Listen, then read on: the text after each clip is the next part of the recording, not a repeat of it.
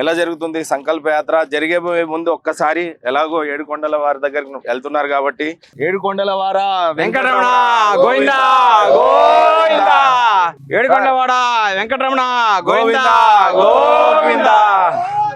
Sir padayatra I think 200 కిలోమీటర్లు దాటుంటారు. దాటేశాం. 201 సంకల్ప యాత్ర గురించి చెప్పాలంటే ఏ నేపథ్యంలో నడిచిందని చెప్పాలంటే వ్యూవర్స్ కి ఏం చెప్తారు?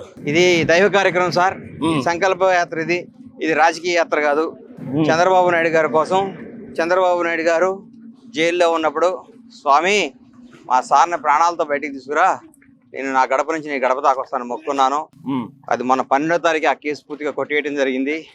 ఆ కేసుని తాలూకా, ఆ కోరిక తాలూకా, ఆ దేవదేవుడు, ఆ ఏడుకొండల వాడు, ఆ శ్రీనివాసుడు మా అందరినీ, ఆ స్వామి అభిమానులందరినీ, కోట్ల ప్రజలందరి ప్రార్థనలు మన్నించి ఆయన సంకల్పం నమ్ముతూ ఆయన కూర్చున్న మొక్కును తీర్చుకోవడానికి బయలుదేరాం.